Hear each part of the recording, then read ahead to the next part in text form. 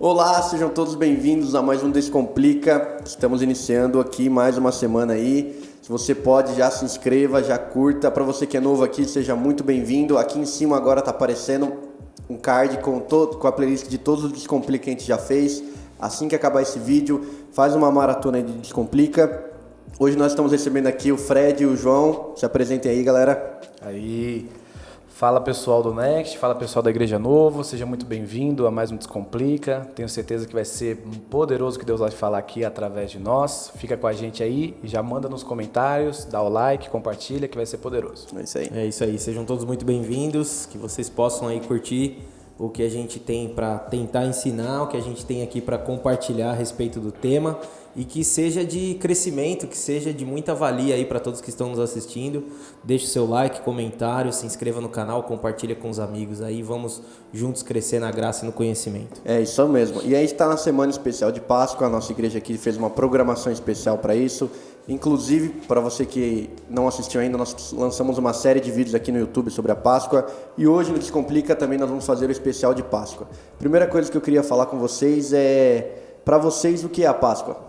Legal. A Páscoa, para mim, a gente não pode esquecer que é o sacrifício de Jesus Cristo.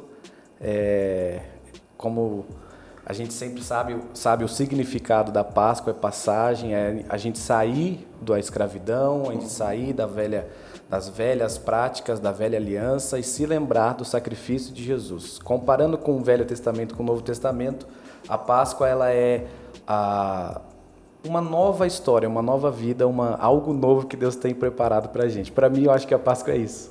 Legal. A Páscoa ela é uma passagem, né? A própria palavra em hebraico para Páscoa é Pessa, né? Então uma palavra ali de 3 consoantes, uma palavra até muito simples, mas com um grande significado, né? Um significado muito poderoso. Quando Deus instituiu a Páscoa em Êxodo, ele estava dando a primeira festa para o povo de Israel. Isso que é interessante a gente ver. Eu acredito que Deus tem algo muito específico com aquilo que ele ordena ao homem. Então, quando ele faz uma ordem de importância, a Bíblia diz, por exemplo, que Jesus é a primícia dos que dormem, né? Ele foi o primeiro a ressuscitar com o corpo glorificado. E a Páscoa é a primeira festa que Deus institui para Israel. Então, agora, desculpe interromper, imagina. Mas no Êxodo 12 vai falar assim, ó, quer ver? No primeiro verso do Êxodo 12, no verso 1, fala assim, ó: o Senhor disse a Moisés e Arão no Egito: este deverá ser o primeiro mês do ano para vocês. O que Deus estava pedindo ali? Realmente uma nova história, né? Eu acho que ali Deus estava falando o seguinte: olha, vocês vão precisar mudar a mentalidade de vocês. Mas ele estava zerando o calendário? Estava, com certeza. Estava começando ali o primeiro mês ali. Com certeza. Estava zerando porque assim, era uma nova vida. Israel não era um país, não era nada, era um apanhado de gente da mesma família. Claro, eram muitas pessoas. Os estudiosos falam de mais de 3 milhões. Porque foram 400 anos, né, que eles passaram ali, desde que Jacó desceu com a sua família, certo, até chegar em Moisés na libertação. Então a família foi crescendo. Só que eles ainda eram um apanhado de tribos ali, de família, um clã que vivia dentro do Egito. Então eles não tinham uma organização como povo, como nação. E ali Deus estava falando para Moisés: olha, zero calendário, vai ser o primeiro mês, o primeiro dia, a partir daqui dessa Páscoa, dessa passagem, porque vocês têm que mudar a mentalidade. Agora vocês não são mais escravos, não tem mais faraó. Então a Páscoa para o povo de Israel é o Ano Novo. A Páscoa para Israel é o começo, né? Mas até hoje? Até hoje. Até hoje é o Ano Novo. Até hoje. Páscoa. Eles têm um calendário um pouco diferente do nosso, né? O calendário judaico é diferente do... Por isso que é bom ter um teólogo aqui no Descomplica. Exato. Entendi. E eu vi que você estava falando que é a respeito de uma festa, então a Páscoa é uma festa cristã. Foi a primeira festa que Deus deu para o povo de Israel. Cristã não, judaica. Judaica. A primeira festa judaica que Deus dá para o povo de Israel. Então depois veio a festa das trombetas, festa do Pentecostes, por exemplo, que acontece no 50º dia depois da Páscoa, que eles chamam de festa das semanas, né? São 7 semanas depois da Páscoa tem o Pentecostes. E tem uma festa das cabanas, Tem a festa das cabanas, que Deus deu ali no deserto, falando: olha, vocês vão habitar em tendas durante essa festa para que vocês se lembrem do período que vocês passaram no deserto. Mas voltando à Páscoa, basicamente a Páscoa é isso, é uma nova vida, é uma passagem. A palavra Pessa em hebraico quer dizer isso, passar por cima. Pessa. passar adiante ou algo do tipo. Então tem muito a ver com o anjo da morte que passou por ali, né? O anjo enviado de Deus para matar os primogênitos. E tem a ver com essa passagem deles realmente da velha vida de escravidão para uma nova vida ali como nação, como povo. É legal, é interessante a forma que Deus é detalhista, né? Até a questão do sangue que iria trazer salvação no Êxodo 12, aqueles que tivessem o sangue do cordeiro nos umbrais não iria passar pela morte, né, do primogênito. Exato. E também foi o sangue de Jesus Cristo que trouxe salvação para nós. Apontando para Cristo. Então, né? desde Êxodo, É bacana. era um simbolismo da presença de Jesus? Do sacrifício de Jesus? A Bíblia, o apóstolo Paulo escreve que a lei é uma sombra, né? Que tudo aquilo que foi dado a Moisés era uma sombra, né? Exatamente. E quando Deus, por exemplo, fala do tabernáculo para Moisés, Deus fala assim, faça o tabernáculo exatamente como você viu no céu. Então, assim, exatamente como foi mostrado para você. Sinal de que Moisés viu uma sombra do que haveria de ser.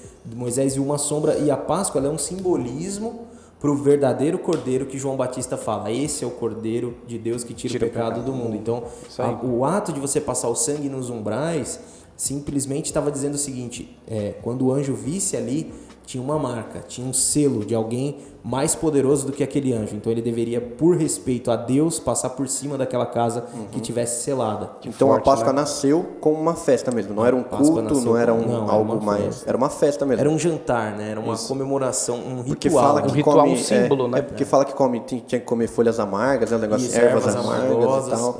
Porque toda vez que pelo menos para mim, quando eu lia isso, eu lia mais como um clima meio de tensão, porque tinha que estar com um cajado na mão. Judeus, até hoje é como se fosse igual o Natal, sabe, que a gente reúne. Aquele clima que tem que comer, igual a gente tem uma cultura no Natal que tem que ter o peru, tem que ter o frango, tem que ter o arroz com uva passa. Uva passa, Deus me livre. Entendi.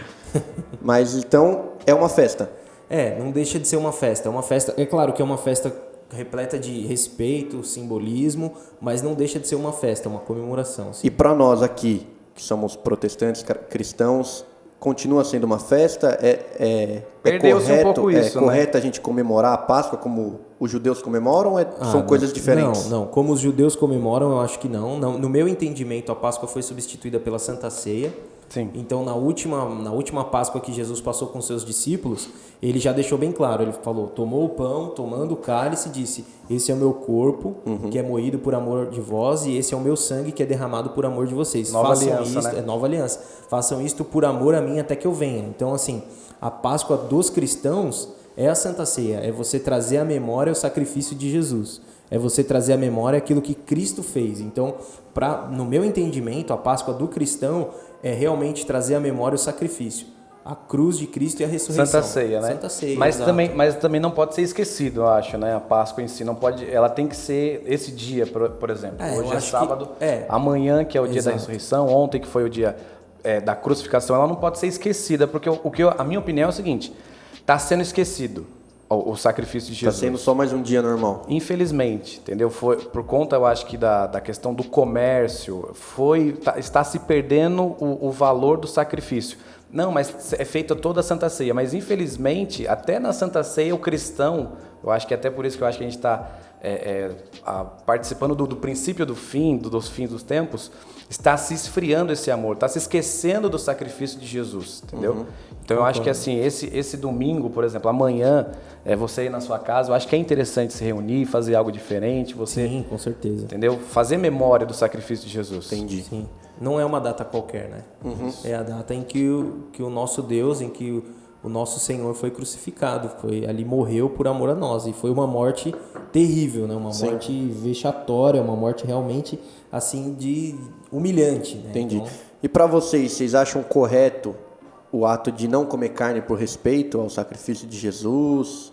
Tipo os católicos a fazem? Semana Santa, essas coisas assim. Como é que nós, cristãos, encaramos isso? Mano, eu acho que o fato dos católicos não comerem carne é uma tradição católica.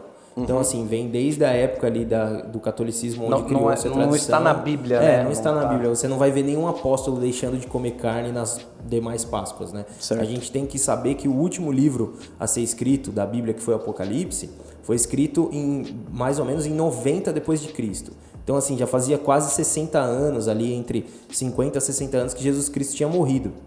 E nenhuma dessas epístolas, desde ali das epístolas de Paulo, de Pedro, Tiago, a carta de Judas, as epístolas de João, nenhuma delas fala assim, olha, não coma carne quando for a Páscoa, ou algo do tipo. É uma tradição, mas é uma tradição que eu respeito. Assim, isso que eu ia falar agora, eu acho que é bacana. Eu acho válido. É bacana a intenção, entendeu? Exato. Só que assim, eu acho que o pensamento tem que ser o seguinte... Não é isso que vai trazer salvação. Não, isso aí de não forma pode ser nenhuma. acrescentada como de forma nenhuma. uma forma de você acrescentar, tipo assim, como o sacrifício de Jesus. como Jesus morreu Ou também. Deus vai me castigar se eu comer carne nesse dia. O fato de eu não fazer, nenhuma, então, não me traz nenhum tipo de maldição, não é um pecado, eu não estou desagradando a Deus. Nenhuma condenação lá para quem está em Cristo. Então, assim, não vai ter maldição se você comer carne na sexta-feira, de forma nenhuma, mas é um respeito. É uma forma respeitosa de você falar assim, olha, eu prefiro me abster nesse dia para fazer memória do sacrifício de Jesus, né? Então, é como se fosse um jejum, né? É, como se fosse um jejum. Entendeu? O jejum é para você, não é para você, tipo assim, acrescentar algo na sua salvação. Entendi, não é uma barganha, não é uma troca, né? Não. De forma nenhuma. Top, é isso aí. Mas vamos falar agora mais, porque como a gente entendeu, a Páscoa nasceu lá no Êxodo. Isso. Acho que 1.500 anos antes de Jesus vir para a Terra, né? Por volta disso. Só que já era um simbolismo do sacrifício de Jesus. E na Páscoa, e no que Deus mandou em Êxodo, precisava comer ele inteiro, todo o sangue precisava ser derramado. Isso. Agora vamos trazer isso para o sacrifício de Jesus. A minha primeira dúvida que surgiu lá no Instagram é a seguinte, por que tinha que ser Jesus? Deus não poderia simplesmente ter perdoado a dívida com Adão do primeiro pecado e tal, não poderia, ou como teve o sacrifício do cordeiro no Êxodo, isso não poderia já ter zerado a conta? Entendi.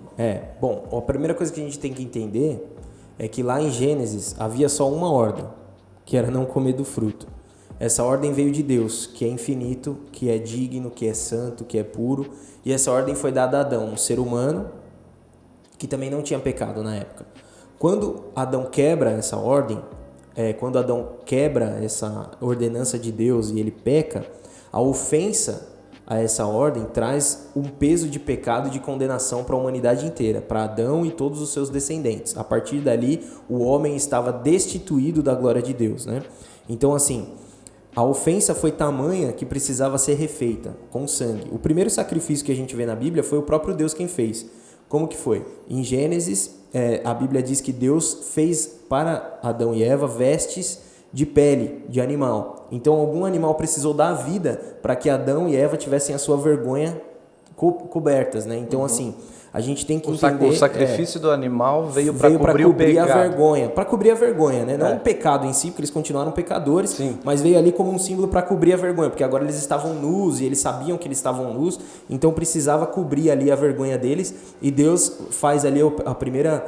imolou os primeiros animais ali para cobrir a vergonha de Adão e Eva. Isso dentro do Éden? Isso ainda ali dentro. Aí eles são expulsos, são destituídos, eles saem dali e começam-se a ter sacrifícios. A Bíblia diz que Abel sacrificou ao Senhor da gordura dos seus cordeiros ali, do seu rebanho. Depois disso, a linhagem de Sete, quando a Gênesis fala da linhagem de Sete, é interessante que ele fala assim, e aí começou-se a invocar o nome de Deus, o nome do Senhor começou a ser invocado através da linhagem de Sete. E era invocado de que forma? Através de sacrifícios. Então precisava do sangue. Quando Deus institucionaliza isso, organiza isso através de Moisés, com a lei, com as ordenanças ali de culto, os rituais de culto para o judaísmo inicial ali no começo, Deus fala isso para Moisés e diz que precisava ter aspersão de sangue para cobrir os pecados. É daí que vinha também, por exemplo, o Yom Kippur, que se fala muito até hoje, que era o dia do perdão. Então tinham vários rituais de expiação de pecados. Então o homem era pecador, para o homem não morrer, alguém precisava morrer no lugar dele. O que é expiação? Derramar o sangue, é isso? Expiação é como se fosse cobertura, tipo você cobrir o pecado. Tá. Expiar, né, que é EX, né, expiar não de espião, né? Expiação, que vem da palavra expiar, quer dizer você cobrir. Basicamente Então, seria... mas peraí, o sangue deixa do eu só- animal deixa que eu- cobria, era isso? Mas deixa eu só falar um negócio. Então, Deus ele só se manifestava se tivesse sacrifício. Deus só falava com o homem se tivesse sacrifício. Era mais ou menos isso? Então, quando você falou da linhagem de Sete. Sete entendeu que o caminho que para falar com Deus tinha que matar um animal, porque eu sou tão pecador, eu sou tão pecador e Deus não tem como compactuar com o pecado, então eu preciso sacrificar para ter um tempo assim para. Na verdade, assim, pensa o seguinte: a expiação ela é purificação de pecados, né? Então, o que significa expiar? Purificar. como se fosse pagar uma conta. Então o homem estava devendo, o homem está em débito. Sim. Precisa alguém pagar uma conta. Só que assim, o sangue do animal, ele apenas era um símbolo, uma simbologia de alguém que tivesse a dignidade suficiente de pagar essa conta de uma vez por todas. Então assim, o homem estava sempre em débito. Quando ele fazia ali o sacrifício de uma novilha, fazia o sacrifício de um cordeiro ou algo do tipo, e também, por exemplo, do bode expiatório que está ali no Levítico, por isso que surgiu a expressão bode expiatório, porque realmente era um bode, onde as pessoas, o ritual ali era o sacerdote colocar a mão sobre o bode e falar os pecados, passar o pecado ali simbolizando para o bode. Um dos bodes, na verdade não eram dois, um dos bodes seria solto no deserto e o outro morreria, teria o seu... Então o princípio sangue... seria o seguinte, ele vai levar o meu pecado, ele vai ter que se sacrificar por mim. Tá, então mas era um símbolo, né? Porque o salário do pecado é a morte, então que legal. Tá, mas aí morreu... Até eu cometer o próximo pecado, eu estou purificado, é isso? Não, aquilo ali era só um ritual, um símbolo, porque o homem está pecando constantemente, todos os dias. Sim, então, assim, aquilo ali era uma simbologia para Deus.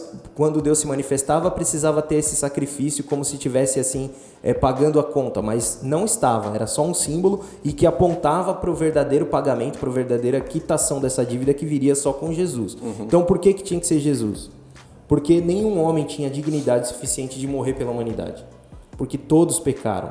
A Bíblia diz que Deus olhou para a terra e não viu um justo sequer. Quando Deus olha para a terra e não vê um justo, não é naquele momento, não é aquele dia. Deus olhou a história inteira e não tinha nenhum justo. Então Deus olhou desde Adão até o Apocalipse, Deus olhou e não tinha ninguém digno. No caso era ninguém justo o suficiente. Ninguém porque justo, quando Deus vai falar sobre Noé, ele fala que viu que Noé era justo, não era? Em comparação aos demais, né? Em comparação com aquele povo ali, né? Então o próprio Noé desce da arca, faz o quê? Enche o caneco e fica nu.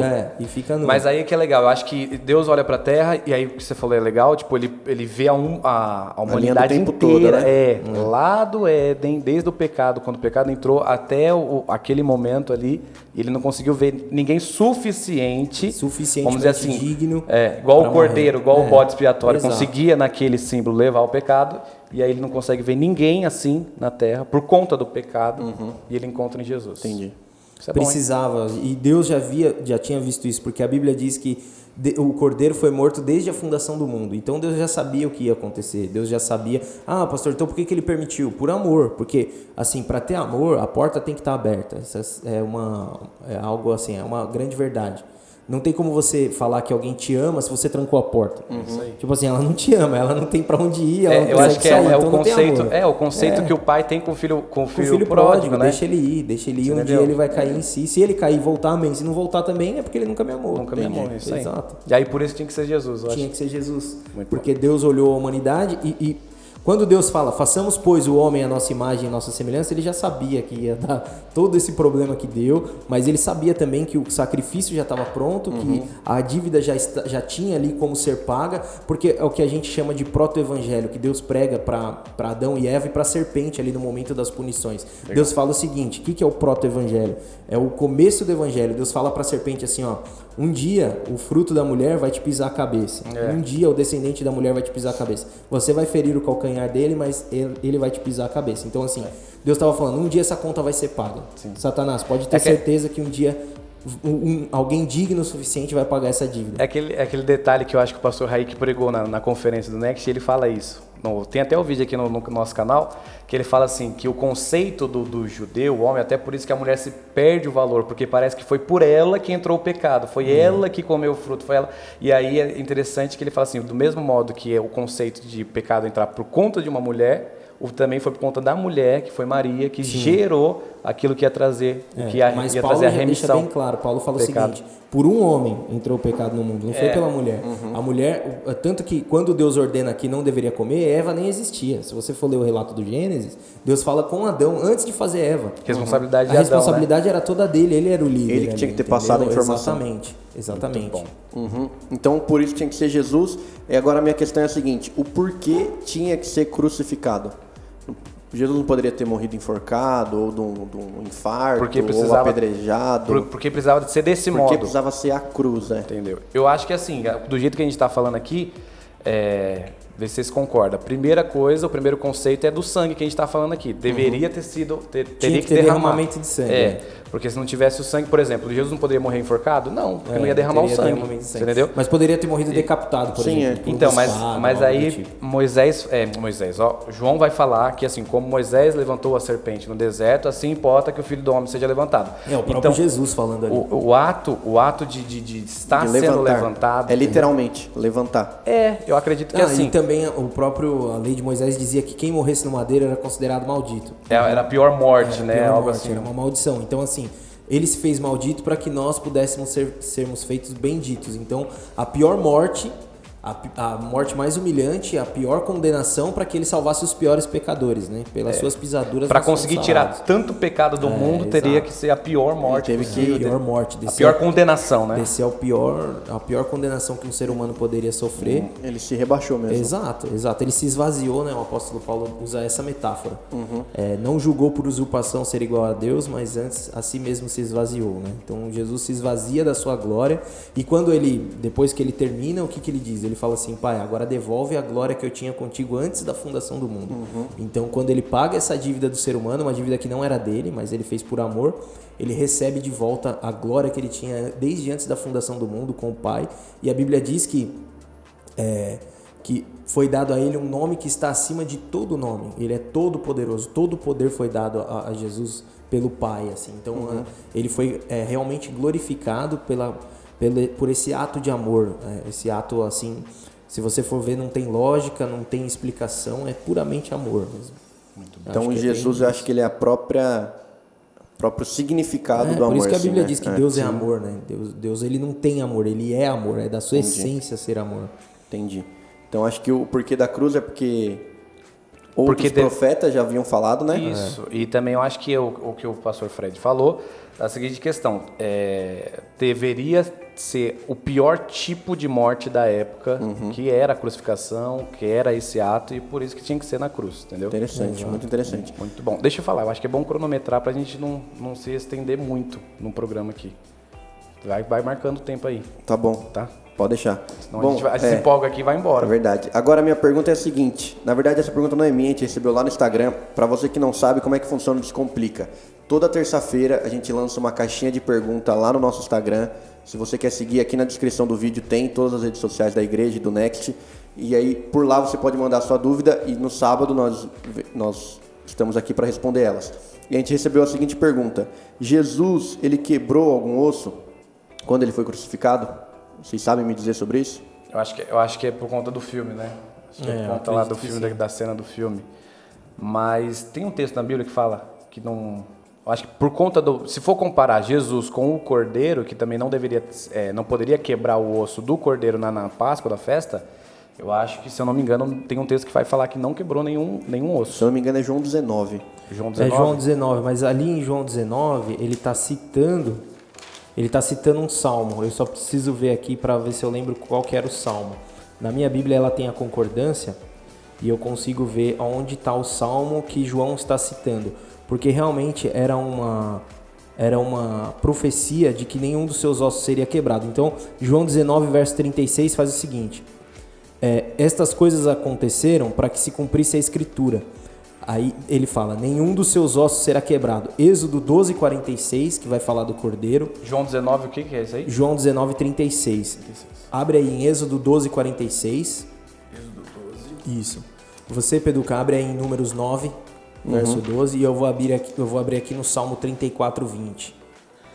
Êxodo 12, 46 vai falar assim, vocês a comerão numa só casa, não levem nenhum pedaço de carne para fora da casa, nem quebre nenhum dos ossos. Perfeito. Está falando sobre o cordeiro. O cordeiro, que é o simbolismo de Jesus. Isso. Certo. Números, capítulo 9, versículo 12. Não deverá restar dela nada para o dia seguinte, nem se lhe quebrará osso algum, segundo todo o ritual da Páscoa. Viu? Celebrá-la-ão. Viu? Rapaz. Era uma celebração de Páscoa. E o Salmo 34, que é um salmo que Davi escreveu, eles falam que é um salmo messiânico, um salmo profético, né? Que falaria da vinda do Messias. Então, no Salmo 34, no verso 18, Davi escreveu o seguinte: perto está o Senhor dos que têm o coração quebrantado e salva os de espírito oprimido. Muitas são as aflições do justo. Mas quem é esse justo? Né? Esse justo é o próprio Messias. Sim. Mas o Senhor de todas o livra, preserva-lhe todos os ossos, nenhum deles sequer será quebrado. O infortúnio matará o ímpio, e os que odeiam o justo serão condenados. O Senhor resgata a alma dos seus servos, e dos que nele confiam, nenhum será condenado. Então esse resgate, essa redenção, resgatar na Bíblia, o sentido bíblico de redenção, de resgate era isso, é você comprar de volta. Então assim, esse salmo messiânico está dizendo o seguinte: o justo, que era Jesus, que é o Messias, vai resgatar a alma dos seus servos, vai comprar de volta os seus servos através do seu sangue. A gente lê esse texto, a gente acha que o justo é a gente, né? Não, Já leu esse texto aí várias vezes e fala, nossa... Porque se você for ler assim, sem ter esse discernimento, você acha que é você que é o justo. Aí você fala, nossa, mas quebrei um osso e agora? Deus está olhando para mim? Agora, minha dúvida é a seguinte, é mais uma questão de curiosidade. Qual que é a diferença, por exemplo, a gente leu Êxodo, leu Números e leu Salmos. A questão do tempo. Quanto tempo passa entre Êxodo e Números, entre Números e Salmos? Porque eles, e João depois. Porque eles estão todos muito conectados, é quase a mesma coisa que se fala, mas é interessante a gente ver que é bem distante um do outro, não é isso, né? Êxodo e Números... É próximo, porque foi Moisés quem escreveu. Agora, para Salmos... Até Salmos ali de Davi... Você passa pelo período dos juízes, depois você começa a monarquia com Saul, que reinou 40 anos, e depois você vai para Davi, que reinou 40 anos também. Se você for falando de uns 400 anos, de Moisés para do término dos juízes até o início da dispensação dos profetas, é mais ou menos 200 anos. Então é dos juízes até Samuel ali, que vai começar, dos profetas, né? Aí é uns 200 anos. Mas aí tem mais 40 anos que foi o que Saul reinou. Certo. É uns 400 anos. Por aí. Aí tá bom. Aí até Salmos. E de Salmos até João? De Salmos até o Evangelho de João. O Evangelho de João João foi o último a ser escrito. Então. Mas ali, até Jesus, até a crucificação, mais ou menos, a gente está falando... Davi é mais ou menos 900 antes de Cristo. Então você está falando de Êxodo até Jesus, 1500. De Davi até Jesus, de 900 a 1000 antes de Entendi. Jesus. Acho 1100, por aí. Eu acho interessante a gente falar disso. Os detalhes, né? Isso, Os detalhes. Exato. Porque é muito, muito distante um do outro, porque é exatamente Mas parece a mesma forma. parece que foi escrito um parece depois que do outro. Copiou e colou, entendeu? Porque A inspiração, mesma... né? A inspiração é divina, né? É divina. E Jesus precisava cumprir as profecias, né? Jesus precisava cumprir. Em Jesus se cumprem todas as festas, em Jesus se cumprem todas as profecias. Então todas as 7 festas do judaísmo se cumprem em Jesus. A Bíblia é tudo apontando para Jesus, né? A Bíblia, assim, principalmente o Velho Testamento, é tudo apontando para Jesus. Tudo uma sombra para o Jesus. velho anuncia que vai vir e o novo é ele vindo, né? Entendi. Exatamente. Muito interessante isso. Então nós conseguimos entender a respeito do porquê da cruz, que era a pior morte que podia ter, que já era questão de profecia e tal. Mas uma passagem que eu gostaria que a gente comentasse um pouco para a gente entender a parte humana de Jesus é quando ele está no Getsemane antes de ser crucificado, onde é relatado, se não me engano, em Lucas, que ele suou sangue. Eu acho interessante a gente falar sobre isso para a gente entender que toda vez que a gente fala de Jesus, a gente sempre pinta como um super-herói, e claro que ele é 100% Deus. Se não me engano, tem um pensamento disso, que Sim, Jesus era... É só espírito, né? A gente vai comentar um pouco sobre isso, mas eu acho interessante a gente falar sobre isso, porque a gente entender que Jesus, sim, ele era 100% Deus, mas ele também era 100% homem, né? O texto que está falando é Lucas 22, 44. Fala assim, ó, estando angustiado, ele orou ainda mais intensamente, e o seu suor era como gotas de sangue que caíam no chão.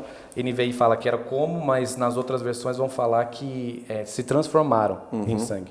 E isso foi verídico mesmo, foi literal, porque é possível. É possível. Eu tenho até um termo clínico que fala que, até notei aqui, ó, hemaditrose. É o termo clínico que uma pessoa, por conta do emocional, quando o emocional está muito abalado, começa a se transformar, ele começa a transpirar, provavelmente estoura alguns vasos sanguíneos, e aí entra onde o corpo humano transpira, e aí ele começa a transpirar sangue. Como é que é causado isso? Por que a pessoa ela começa... Chega nesse estado. Não é nada tipo assim, hereditário.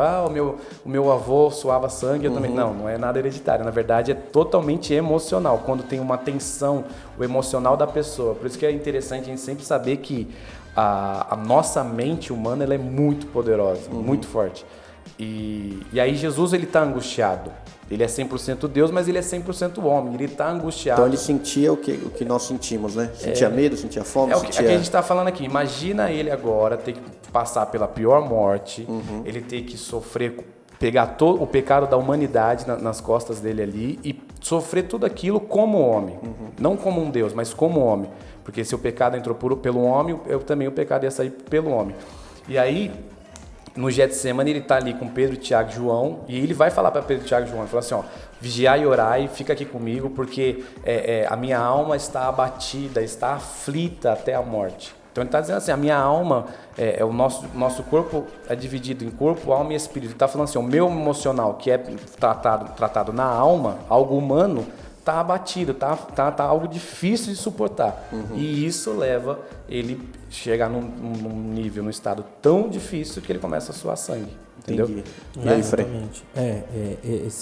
Esse fenômeno, né, chamado de hematidrose realmente é uma agonia intensa. Então isso mostra também, a Bíblia está relatando algo que só poderia acontecer com alguém humano, com alguém que tem corpo, né? Porque surgiu ali nos primeiros séculos depois de Cristo, no início da igreja, uma seita chamada de gnosticismo, né? Então os gnósticos, muito influenciados pela filosofia grega, porque a filosofia grega falava o seguinte, que existem dois planos, né? O plano das ideias, o plano ideal e o plano material, e que o plano ideal ele é sempre melhor do que o plano material. Então isso tem muito a ver com o platonismo, por exemplo. O que é um amor platônico? O amor platônico não é um amor correspondido. O amor platônico é um amor que na sua ideia, na sua concepção, ele é muito perfeito, ele é maravilhoso, mas quando ele se concretiza, ele não é igual você imaginava. Então, por exemplo, esse celular aqui que eu tenho na mão, esse celular ele era muito melhor na ideia de quem o concebeu do que quando foi criado. Quando ele foi criado, aí a bateria acaba, a tela racha se eu deixar cair, mas na ideia, quando ele foi concebido, pré-concebido, ele era muito melhor. Então, o que os gnósticos falavam assim? Jesus não veio em carne, Jesus veio em espírito, Jesus veio apenas como Deus mesmo aqui na Terra, caminhou, mas ele não tinha um corpo. Porque se ele tivesse um corpo, se ele fosse material, o mundo material ele é corrompido, ele é inferior. Então eles queriam combater essa ideia, eles traziam esse ensinamento herético para a igreja nos primeiros séculos, influenciados muito ali pela filosofia grega para tentar diminuir a responsabilidade humana, de falar o seguinte, falar agora, para tirar o peso tirar o das peso, costas, né? Deus não justificar tinha um corpo, o erro. Exato. E aí o apóstolo João foi um dos que mais combateu essa seita, até porque ele foi o último apóstolo a morrer. E aí na sua primeira epístola, João escreve o seguinte, no capítulo 4, versículo 2: Nisto conhecereis o Espírito de Deus. Todo espírito, com E minúsculo, né? Toda pessoa, todo espírito que confessa que Jesus Cristo veio em carne é de Deus, vem de Deus. Olha o versículo 3.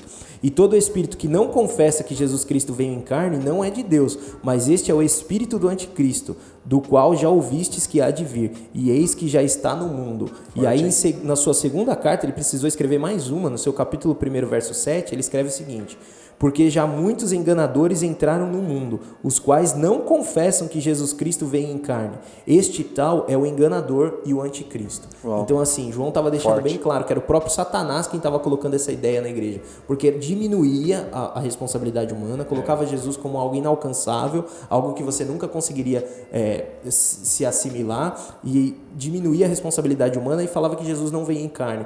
Enquanto que o apóstolo Paulo diz o seguinte: sei depois meus imitadores porque eu sou de Cristo. Então assim, a gente tem sim que tentar se assemelhar a Jesus. Você não tem a desculpa de falar, Jesus conseguiu porque ele não tinha o corpo, porque ele não tinha alma. O que eu acho interessante também, eu gostaria que vocês comentassem um pouco, é que Lucas não andou com Jesus, certo? E quem contou a respeito da história de Jesus foi Paulo, né? E Lucas escreveu. E só ele fala sobre esse relato. Isso é muito doido, porque estava né? Pedro, Tiago e João. Ambos têm suas cartas, ambos têm seus livros na Bíblia, só que nenhum deles relata esse detalhe. Eu acho isso muito interessante porque isso prova mais uma vez que a inspiração é totalmente divina. Porque Lucas não ia mentir, Lucas não ia inventar nada disso. Sim. Mas é um detalhe que os outros discípulos deixaram passar, algo que provavelmente eles viram com os próprios olhos, porque imagina você suar sangue, a sua roupa vai ficar com sangue, tipo, a sua aparência vai mudar. Só que nenhum dos discípulos relatam isso. Eu gostaria que vocês comentassem a respeito disso, de como é interessante essa questão da inspiração divina de Deus para escrever a Bíblia. Eu acho que é legal até pontuar que, assim, se você for parar para analisar, você não vê falando sobre o Getsemane no Evangelho de João. Olha isso. Mateus, Marcos e Lucas vai colocar. O Evangelho de João não coloca. E ele estava lá. Tava, né? Mas eu acho que assim, eu acho que assim, a grande questão que a gente pode pontuar e entender é para quem que Lucas estava escrevendo, entendeu? Porque a gente percebe que os 4 evangelhos foram escritos para cada tipo de povo. Cada um estava lendo. Um público diferente. Um público diferente. E, se eu não me engano, Lucas escreve para os gregos, um povo mais destinado para os gregos, não é? Se eu não me engano. Lucas Mateus é para judeus, não é? Exato. João é para a igreja. João para a igreja. Então, assim... Marcos é para quem? Marcos é... Marcos, se eu não me engano, é destinado aos romanos ou algo assim, né? Mas se eu não me engano, dá uma pesquisada aí, mas se eu não me engano, Lucas é para os gregos, e se você for parar para analisar, os gregos, eles adoravam muito a questão do próprio corpo, até as estátuas e tal. Então, em cima disso, o Lucas, ele vai colocar o Jesus mais humano. Mais perto do microfone. Mais perto, tá melhor assim? Isso, o Lucas, ele vai mostrar... agora ficou melhor aqui no fone. O Lucas, ele vai mostrar um Jesus mais humano mesmo. Então, ele vai dar alguns detalhes, até em milagres. Você vai ver que Lucas vai pontuar alguns milagres de Jesus, falando mais sobre o físico, sobre o corpo, para o povo que estava ouvindo entender quem era Jesus. E isso é legal. Agora, como ele descobriu, né, que Jesus suou sangue, foi divino. A gente chegando na glória lá, a gente pergunta para ele. É isso mesmo. O Evangelho de Mateus foi escrito para convencer os judeus. O Evangelho de Marcos, que era discípulo de Pedro, Marcos também não era discípulo de Jesus, foi escrito principalmente para evangelizar os romanos. O Evangelho de Lucas foi escrito para os gentios, para os não-judeus. Sim. E o último dos evangelhos de João foi escrito para doutrinar os novos convertidos. É por isso que Mateus, Marcos e Lucas é chamado de evangelhos sinóticos, né? Tem uma mesma ótica, uma mesma visão. Eles relatam praticamente a mesma coisa. O de João não, né? É diferente. O de João é um evangelho mais doutrinário. E também o de João não foi escrito na mesma época, né? Não, foi escrito muito depois. Anos, muito depois, Então, assim, João já provavelmente já sabia que tinham sido escritos os 3 primeiros evangelhos, e ele vem com um evangelho diferente, uma nova ótica, né? Por isso que ele não faz parte dos sinóticos. Ele vem com uma nova visão a respeito de Jesus para trazer um novo relato. Então, Lucas escreve baseado em investigação. Ele começa o evangelho falando isso. O capítulo 1 do evangelho de Lucas fala isso. Visto que muitos houve que empreenderam uma narração coordenada dos fatos que entre nós se realizaram, conforme nos transmitiram os que desde o princípio foram deles testemunhas oculares e ministros da palavra, igualmente a mim me pareceu bem, depois de acurada investigação de tudo desde sua origem, dar-te por escrito, excelentíssimo Teófilo, uma exposição em ordem para que tenhas plena certeza das verdades em que foste instruído. Então ele começa da mesma forma que ele escreveu Atos. Se você for ver o relato de Lucas, é muito técnico. Depois de ele usa palavras como transmissão, depois de transmitirem, depois de acurada investigação, lhe trouxe um relato em ordem. Então, assim, Lucas ele traz um relato detalhado e muito técnico. Aquele Lucas negócio, era médico? Quer falar que o Lucas é médico, é mais uma questão de... Biblicamente não tem como saber. Se eu não me engano, tem um relato em Atos que fala que Lucas era médico. Se você for parar para analisar, faz sentido, na né? questão clínica, né? Se a gente falar de como a gente está falando de suar sangue, é algo clínico, um detalhe assim que só a medicina humana teria que ter um olhar médico para entender. Acho que é mais um detalhe que chamaria e apontaria esse. O que eu achei interessante sobre os evangelhos que vocês falaram é que cada um foi para um tipo de público. Eu acho interessante a gente entender que hoje não é diferente, né? Eu acho que às vezes a igreja não consegue atingir mais pessoas por conta disso, que não entende a questão da linguagem. Por exemplo, hoje nós estamos aqui na internet, falando sobre Jesus de um jeito diferente, nessa linguagem de podcast. Se você for voltar a 20 anos atrás, o que nós estamos fazendo aqui hoje era algo absurdo, era algo do demônio, era algo do capeta, não sei o que lá. Por quê? Mas a gente vê os próprios evangelhos, eles foram não adaptados, mas eles foram falados, a mensagem é a mesma, mas foi transmitido de uma forma para aquele público, né? E eu acho que isso é muito importante para a igreja de hoje, porque assim, se a pessoa ela não entende a cidade que ela está, o público que está ouvindo ela, o tempo que ela está... Não é você atualizar a Bíblia, entendeu? Não é nada a ver isso aí. Mas a questão aqui é você entender, você entregar Jesus, o Evangelho, de uma forma que venha alcançar aquele talvez a linguagem que já era de uma igreja de 20 anos atrás, 30 anos atrás, não conseguiria alcançar a geração de hoje, entendeu? Colossenses 4,14 fala que Paulo, a hora que está terminando a carta, ele diz o seguinte: Saúda-vos Lucas, o médico amado. Então aqui deixa bem claro que Lucas era médico. Eu já ouvi alguns estudiosos falando, inclusive alguns arqueólogos, falando que Lucas, além de médico, ele trabalhava como advogado também, né? Porque naquela época o advogado ele não era igual hoje, né? Em que você fazia bacharel, etc. Era alguém que entendia de leis, alguém que estudava a lei e conseguia fazer algumas peças de defesa. Mas o Lucas era o cara, né? Sim, porque... tanto que Lucas era muito instruído, Intelectual, né? Na verdade, isso era uma característica dos gregos, eles eram muito instruídos. Lucas era grego? Lucas era grego e ele escreve ele escreve o Evangelho de Lucas, escreve o livro de Atos, e se você for ver, ele começa os 2 livros que ele tem da mesma forma, enviando para esse tal de Teófilo, que em grego é amigo de Deus. A gente não sabe se ele estava fazendo um prefácio ali dedicado a todos que fossem ler como amigos de Deus ou se era realmente alguém chamado Teófilo.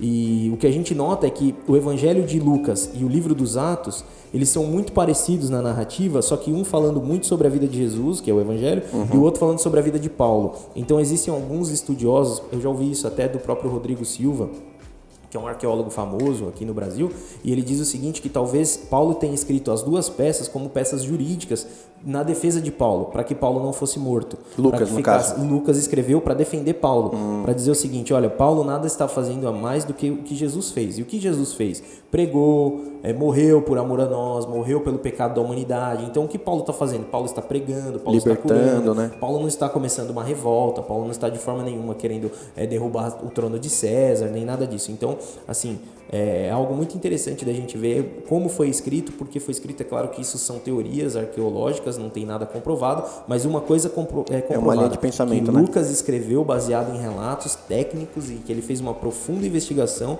para que o Evangelho de Lucas fosse o mais detalhado possível. Entendi, interessante. Show. Agora eu gostaria de a gente estar caminhando pra última parte do Descomplica, mas já. Vamos voltar um pouquinho mais sobre a volta pra Páscoa, né? Eu ia falar isso agora, vamos voltar agora, a Os questão últimos disso. momentos de Jesus. Eu acho que isso a gente já conseguiu pincelar bastante, né, sobre a crucificação, sobre a morte, sobre suar sangue, essas questões. Eu acho que a gente poderia tirar um momento agora pra gente falar a respeito da ressurreição. Afinal, a Páscoa, eu acho que assim... Não vai falar um pouco sobre a crucificação? O ato de Quer falar crucificar? mais? Não, eu acho que porque você tinha comentado que surgiu dúvidas lá no Instagram. Sim, surgiu alguns tipos de dúvidas, como por exemplo, deixa eu olhar aqui no Instagram aqui. Surgiu uma dúvida interessante aqui. Peraí, Muito interessante. você viu, né? Essa é boa. Não, é que a pergunta ela foi feita meio estranha, tô tentando formular de um jeito Não, lê como legal. veio, como veio. Tá, então deixa eu abrir Fala aqui. aí. Vai enrolando aí vocês. Não, lê como veio. Peraí que eu não consegui achar ainda, tá, Vaso. entendi. Calma. Não é alguma coisa... Você tinha comentado assim, ó, o peso da cruz, porque alguma coisa desse tipo. Não, Qual que era o peso da cruz? Mas eu perguntei já o porquê da cruz, né? Não, o peso, não era o peso físico ou era o peso emocional, espiritual? Então, a Porque pessoa eu deixou em pesquisei, aberto. pô. Eu pesquisei, eu quero falar sobre o peso da cruz. É o seguinte, Fala aí, a pessoa Varão. deixou... Faz teu nome, teu nome. Deixou a seguinte questão. Qual Se era você o peso não- da cruz? Pronto, Brilha, agora eu Varão. vou. Pronto. Brilha, Guarda Vaso, pra brilha, mim, ó. brilha. O peso da cruz. Qual era o Porque eu peso da pesquisei, cruz? pô. Fiquei a semana inteira pesquisando pra Mas falar como isso for aqui. assim, levanta já a questão. Ele trouxe no Wikipedia aqui, Não, pra deixa o pô. cara falar, mano. Que coisa, pô. Então vamos Não. lá, pastor João. Qual era o peso da cruz? Oferecimento agora. Não, é interessante porque tem um amigo nosso, né, pastor Elias Soares, que é um teólogo que fala muito bem, tem até 3 livros que ele fala assim, ó, perguntas difíceis de responder, que tem muito detalhe sobre a Bíblia. E a cruz, ele fala o seguinte, primeiro, peso da cruz. Ele fala que tem 3 tipos de cruz. Uma cruz que era a estaca, que o condenado era literalmente prendia as mãos acima e era crucificado as mãos e os pés, e ele ficava no formato de estaca. Tinha também um formato de X, que ele ficava com as mãos abertas e as pernas abertas, e tinha um formato que era a latina, né, vamos dizer assim, que era o formato de... Uau, Isso. decorou bonito. Coloque aí, formato latina. Na verdade, assim, por que ele fala que a de Jesus era essa? O formato latino era com os braços abertos e o condenado só tinha que carregar aquela coluna, né? Tem até um termo técnico. Patíbulo. Patíbulo, isso. Patíbulo, o condenado tinha que levar até lá e prendia o patíbulo na coluna que ficava parada. Então o filme Aí, do Mel Gibson foi sensacionalista. aquela Que cruz, ele carrega aquele a cruz formato? inteira. Não. Na verdade é assim, é porque sempre foi colocado aquele formato na mente humana, né? É. Mas na verdade é o seguinte, uma cruz. Vocês têm como você prestar atenção aqui? Não, pode falar. Eu tô pesquisando a respeito do que você tá Tô falando. olhando as outras perguntas. Então tá bom, pelo amor de Deus. E aí, ele fala, eu até me perdi. Ele fala que a cruz latina. é a latina por conta da placa. Ele fala assim, ó, a única crucificação que tinha o espaço para colocar a placa em cima era a latina, que Certo. tinha aquele espaço. E o condenado, e a palavra diz que existia uma placa que foi escrito Rei dos Judeus, em três línguas, né? E estava sobre a cabeça de Jesus. Então, por isso que chega na latina. Qual que era o peso? Aproximadamente 50 quilos. Então, imagina Aquela Jesus... barra pesava 50 quilos. patíbulo, né? Patíbulo, isso. Era mais ou menos 50 quilos. Imagina Jesus carregando aquilo durante um percurso, a gente não sabe ao certo, 600, 800, 900 metros, mas de 50 quilos nas costas. Uma dúvida agora que surgiu. Fala que Jesus foi crucificado no Monte Carmelo. Gólgota, isso? Gólgota. Era literalmente... Monte da Caveira. Era um monte muito alto, ele teve que subir carregando a cruz? Ou, A gente foi lá. Não, sim, então, mas eu não lembro muito bem. Não, na verdade o Gólgota é o seguinte, o Gólgota... É porque quando fala monte, a concepção é que é algo muito alto, entendeu? É uma montanha. A Jerusalém inteira fica em cima de um monte, chamado de Monte Sião ou Monte Moriá, é o mesmo monte. Então algo muito interessante de se falar é que Jesus foi crucificado no mesmo monte que Isaac quase foi oferecido. Sacrificado. Então aquele mesmo monte onde Isaac subiu com Abraão, o Monte Moriá, é o mesmo monte onde fica Jerusalém. Aproveitar o mesmo monte onde gancho. Jesus Isaac, para ser o cordeiro. aproveitar o gancho. Isaac e Abraão é uma representação de Deus e Jesus? Não, o cordeiro é. Não o Isaac. O Isaac não foi sacrificado. O Isaac somos nós. Nós somos os filhos que precisávamos de alguém que pagasse a nossa conta. Aí, ó, Então já me quem pegou foi já. provido foi o cordeiro. O próprio Abraão fala assim para Isaac: Isaac, fique tranquilo que Deus proverá para si o cordeiro. Jeová Jireh. O Isaac é a gente, entendeu? Jeová Então, eu Jireh, sempre Deus entendi proverá ao para si o contrário. cordeiro. É. Não. Porque tem aquela analogia, né, dele subindo com a madeira, com o instrumento Isso, que ia exato, matar ele e isso, tal. Sim, mas o Isaac, ele no final das contas, ele não morre. Ele é o filho da promessa e tal. verdade. Isaac tem uma série de simbologias ali, mas ele não é o Cristo, né? Ele não foi sacrificado. Quem foi sacrificado no lugar dele foi o cordeiro. E o cordeiro já estava ali porque Deus proveu, né? Então, assim... esqueci o que eu tava falando. Você me mas cortou. Desculpa, mano, é que a gente tava falando a Ah, respeito tá do falando monte, se era muito exato, alto. o Monte Gólgota. Por que o Monte monte chama Gólgota? Porque o Monte Moriá, ele foi cortado por Salomão. Ele abriu uma estrada no meio do monte. E quando ele abriu,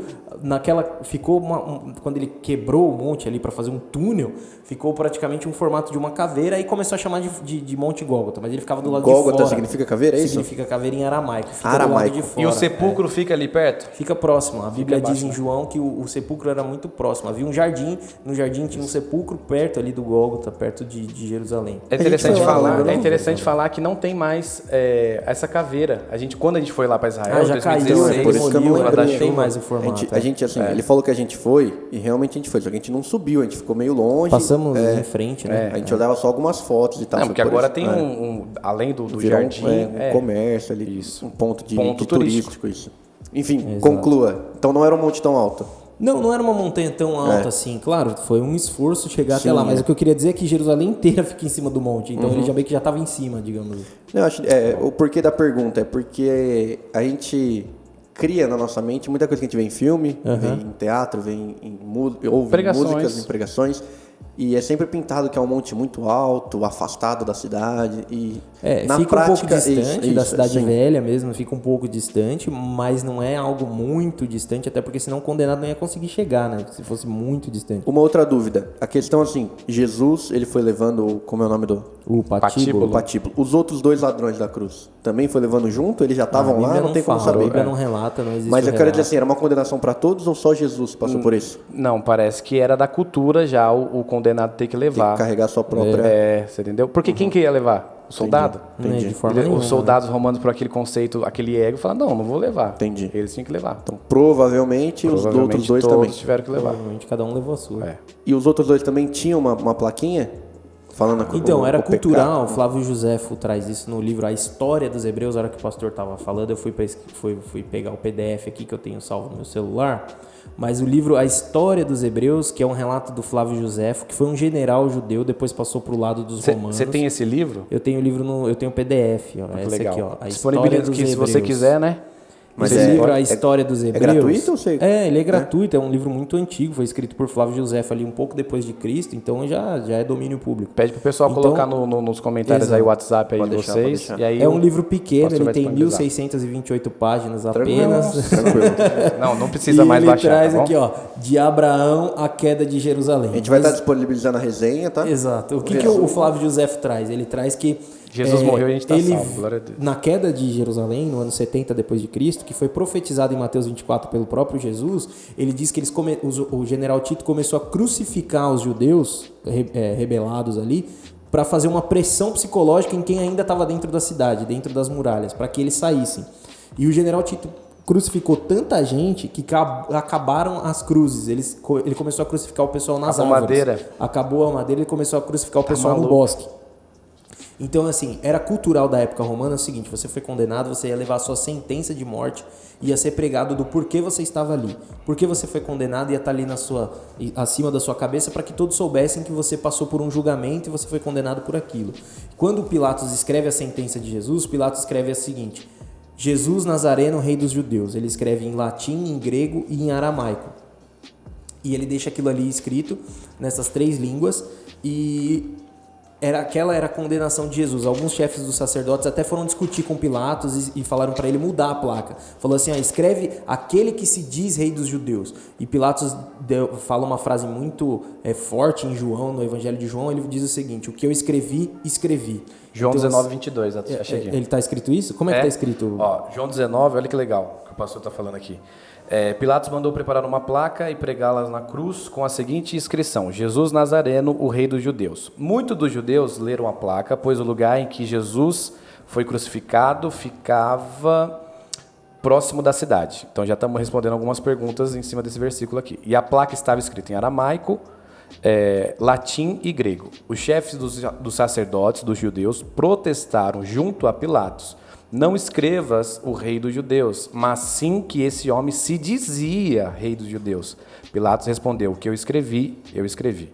Viu? Então, assim, era costumeiro que tivesse a sentença na placa. Se não tivesse placa, os judeus iam falar: para que a placa? Tira a placa. Mas eles falaram: muda o que está escrito, porque era costume. Cada um levava. Então, o ladrão estava escrito ladrão, estava escrito bandido. Interessante, porque coisa volta assim. naquilo que eu falei. Nas representações, nos quadros... Só de Jesus só tem a dele placa. tem, Não, era costume, você levava a sua sentença. Eu já vi algumas que está escrito INRI. O que seria, será? INRI é latim, né? É latim? Jesus, Nazarenos, Rex, Judeus. Rapaz. Agora ele gastou todo... Agora eu gastei até meu latim, Cara... Podemos encerrar Pelo amor aqui de agora. Deus. Podemos fechar aqui agora que... Eu não sou bom de latim, não deve ser igualzinho eu falei, mas era Não, algo mas assim. provavelmente quem tá Mas assistindo você- a gente você agora... enrolou significa bem, isso. se Não é enrolou bem. enrolado. Manda bem. Eu lembro mais ou menos que... Na minha época, quando eu estava lá na com minha o Paulo, época de latim, aos pés de era- Gamaliel. como eu fui criado aos pés de Gamaliel.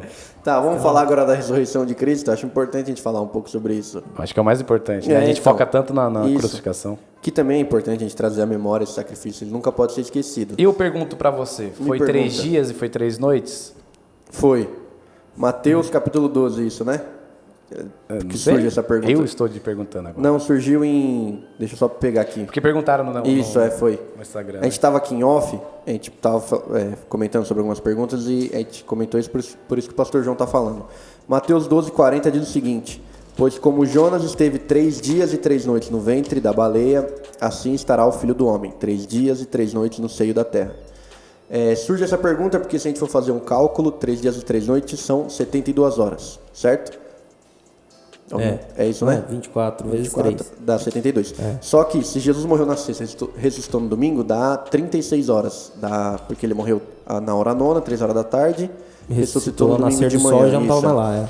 Só que nós precisamos entender, agora eu vou gastar todo o meu conhecimento teológico. Mas aqui, aonde você descobriu isso? Do quê? Dessas questões que você falar. No livro Perguntas Difíceis de Eu Responder. acho que é legal do falar, do porque- pastor Elias Soares. Compre. Gente, o pastor Elias Soares, vamos marcar ele aqui vamos nos tentar. comentários para tentar trazer ele. Tem o aqui, canal não dele descomplica, também. Ele tem um canal, exatamente. ele tem umas Pastor perguntas Elias legais. Soares. É isso aí.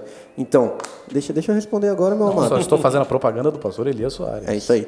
Nesse livro ele responde exatamente essa questão, porque nós precisamos entender que a contagem de dias dos judeus são diferentes da nossa. Como assim? A viração do dia para os judeus é a partir das 18 horas. O sol se pôs, já é um novo dia, já virou o dia. Então Jesus morreu... Tarde de manhã e houve o primeiro dia. Como? Tarde de manhã do Gênesis. É o contrário que eles contam. Ah, então A gente geralmente conta de manhã, né? A gente acorda, começou o dia. Eles contam ao contrário. Tarde de manhã e houve quando o sol se põe, Exato. é um novo dia. Então, daí nós conseguimos entender. Se Jesus morreu às 3 da tarde, quando deu 18 horas, quando o sol se pôs, já virou o dia. Isso. Então eles contaram a sexta porque foi às 3 que ele morreu. Isso, é. Isso. E por antes que das disso? 18. Ele foi sepultado antes das 18 porque era Páscoa, eles não queriam se contaminar. Isso. Olha como eles eram bonzinhos. Né? É. Então ele falou assim, ó, morreu às 3, já tira ele daí, traspassa ele, fura ele aí, vê se ele tá morto e já põe no sepulcro. Foi filme, corrido, né? Então assim, o velório de Jesus foi muito rápido. Foi corrido, Mas quase não teve. Tem um filme que fala o seguinte, eu assisti, eu esqueci o nome, eu acho que é Ressurreição que chama. E aí, o que dá a entender é que eles tiravam o condenado e jogavam na pista, na estrada. Era bem ali. indigente. E aí que vai o José de Arimateia pegar, né? Sim. O corpo dele. Então, por isso que Reivindicar se pelo conta corpo. a sexta-feira. O porquê também disso? E Porque Nicodemos junto. o judeu... Nicodemos estava junto? Tava junto. O João relata isso, o Evangelho de João. Que legal. Mas é interessante porque os judeus contam a sexta. Porque para eles, uma parte de algo conta como total. Então, se foi antes do sol se pôr, conta como o dia inteiro, sexta-feira.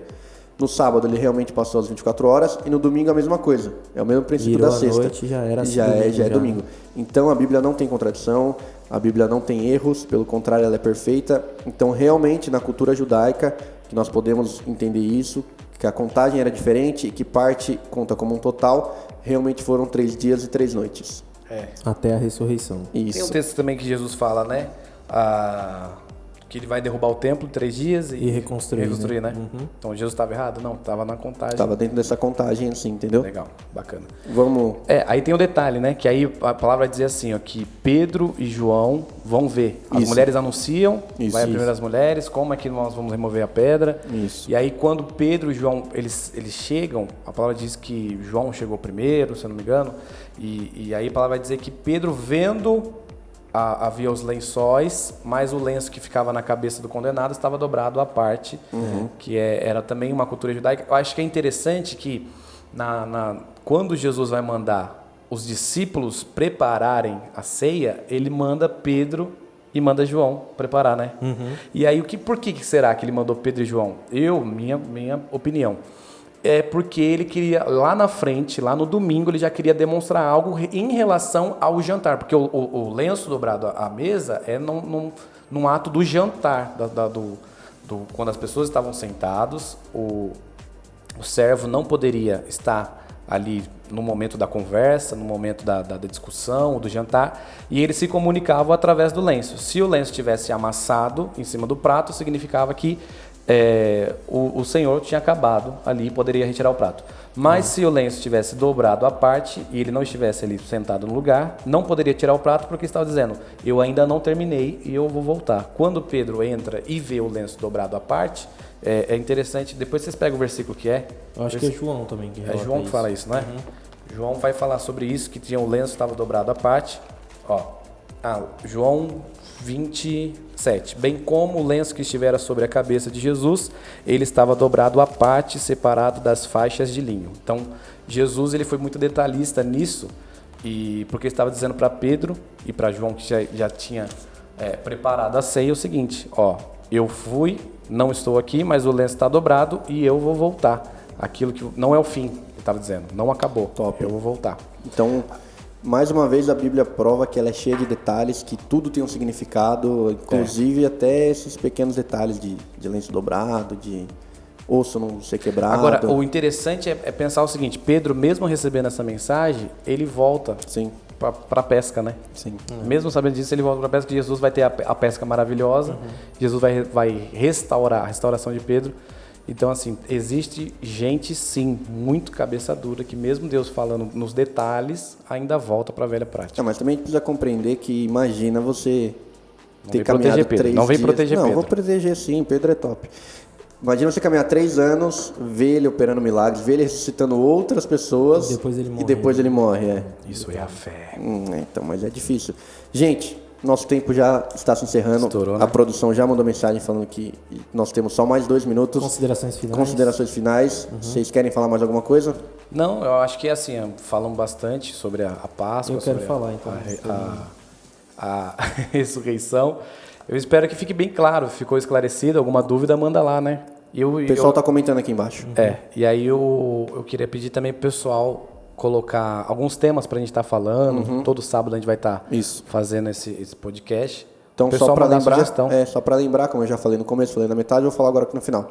Toda terça-feira nós lançamos a caixinha de pergunta lá no Instagram. Se você não nos segue, segue a gente lá, mande a sua pergunta que sábado nós estaremos aqui respondendo. Aproveitando só para dar um detalhe, um recado, amanhã, domingo, nós temos uma live especial de Páscoa, às 19 horas, com o tema O que é a Páscoa? Eu ministrei uma palavra, gravei uma palavra sobre isso, em relação ao Êxodo capítulo 12, vai ser poderoso. Amanhã, 19 horas, aqui no canal do YouTube. Fred, considerações finais. Considerações finais. Então eu quero só deixar aqui 2 textos, um no Velho e um no Novo Testamento, para a gente saber qual foi o motivo principal da morte de Cristo, né? Então Jeremias 31, verso 31 diz o seguinte: eis aí, Velho Testamento, né? O profeta Jeremias ali profetizando para Israel. Eis aí vem dias, diz o Senhor, em que firmarei nova aliança com a casa de Israel e com a casa de Judá, não conforme a aliança que fiz com seus pais no dia em que os tomei pela mão para os tirar da terra do Egito. Na primeira Páscoa, Deus falando aqui, ó. Porquanto eles anularam a minha aliança, não obstante eu os haver desposado como uma noiva, diz o Senhor. Porque esta é a aliança que firmarei com a casa de Israel, depois daqueles dias, diz o Senhor. Na mente lhes imprimirei as minhas leis, também no coração lhes inscreverei. Eu serei o seu Deus e eles serão o meu povo. Não ensinará jamais cada um ao seu próximo, nem cada um ao seu irmão, dizendo: conhece ao Senhor, porque todos me conhecerão, desde o menor até o maior deles, diz o Senhor. Pois perdoarei as suas iniquidades e dos seus pecados jamais me lembrarei. Essa era a promessa na velha aliança de que viria uma nova, de que viria uma aliança superior. 33, Jeremias 31, verso 31. E aí o autor aos Hebreus, no seu capítulo 8, verso de número 8, dá o cumprimento dessa promessa. Olha o Hebreus 8:8. E de fato, repreendendo-os, diz: eis aí vem dias, diz o Senhor, e firmarei nova aliança com a casa de Israel e com a casa de Judá, não segundo a aliança que fiz com seus pais no dia em que os tomei pela mão para os conduzir até fora da terra do Egito, pois eles não continuaram na minha aliança e eu não atentei para eles, diz o Senhor. Porque esta é a aliança que firmarei com a casa de Israel depois daqueles dias, diz o Senhor. Na sua mente imprimirei as minhas leis, também sobre o seu coração as inscreverei, e eu serei o seu Deus e eles serão o meu povo. E não ensinará jamais cada um ao seu próximo, nem cada um ao seu irmão, dizendo: conhece ao Senhor, porque todos me conhecerão, desde o menor deles até o maior. Pois para com as suas iniquidades usarei de misericórdia, e dos seus pecados jamais me lembrarei. Quando ele diz nova aliança, torna antiquada a primeira. Ora, aquilo que se torna antiquado e envelhecido está prestes a desaparecer. Então Jesus morreu na cruz para cumprir essa promessa, para te dar acesso à nova aliança, para te dar acesso ao Novo Testamento, e hoje ele imprime a sua lei, não mais em tábuas, mas no seu coração, no meu coração, na minha mente, na sua mente, e hoje nós temos livre acesso a Deus através do sacrifício de Cristo. Então Deus abençoe você. Domingo tem live da Igreja Nova Ipeúna às 18 horas, conecte lá também, estaremos levando uma palavra a respeito de Páscoa. Do Igreja Nova de Ipeúna é no Facebook, tá? Exatamente, Facebook, live no Facebook. Isso. Igreja Nova, entra lá também. Então, às 18 horas tem no Facebook de Ipeúna, às 19 horas tem no YouTube de Rio Claro. Gente, nós vamos ficando por aqui. Não se esqueça de curtir, não se esqueça de se inscrever no nosso canal. Se você está gostando, comenta aqui embaixo desse novo formato. E é isso aí. Deus abençoe grandemente a vida de todos. Semana que vem nós estamos de volta e é nóis. Tchau.